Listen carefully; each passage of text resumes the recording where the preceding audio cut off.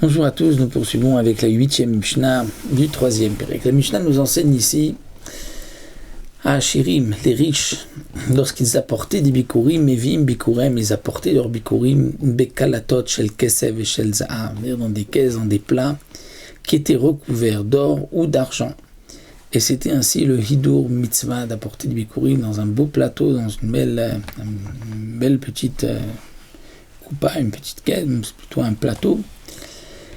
Et les aniyim, ceux qui étaient moins riches, les pauvres, mevim, otam, ils apportaient du bikurim besalé, netzarim, shel arava klufa, dans des paniers qui étaient de branches de sol, de arava klufa, de sol qui était, donc, si on peut dire, on avait enlevé l'écorce, dit le Barthénora. C'est-à-dire que c'est la arava kloufa qu'on avait enlevé, donc de cette manière ces branches de sol dont on avait enlevé l'écorce étaient plus belles et on faisait avec cela des paniers. Et contrairement à ce qu'on aurait pu penser, mais les pauvres, ve'asalim va'bikurim tanim kohanim, ils laissaient aux kohanim les paniers aussi. C'est un peu ce que la Gemara nous dit dans Maseret Baba Kama, que nous apporte ici le Barthénora, Batar Ani Azla Niyuta. C'est-à-dire que la pauvreté suit le pauvre. Le pauvre, il n'a pas d'argent, et même son panier va être pris et va être donné au Kohanim. Alors que le riche qui a amené un beau panier, lui, on lui rend le panier, c'est un panier en or ou un panier en argent. La raison de cela, c'est parce que,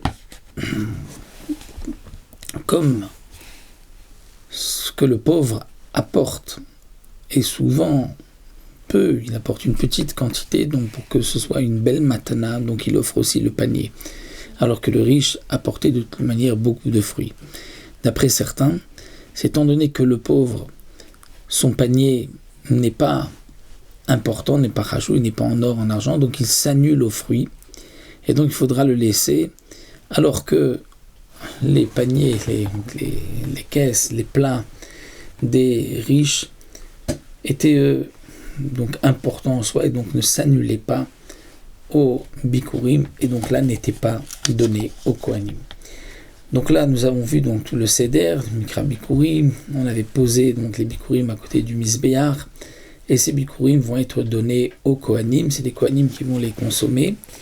Et là nous avons vu que les riches apportaient dans des paniers, dans des plats, de petites caisses en or ou en argent, alors que les pauvres portaient un panier plus simple, un osier. Donc c'est pour cela aussi que le panier était laissé au kohanim.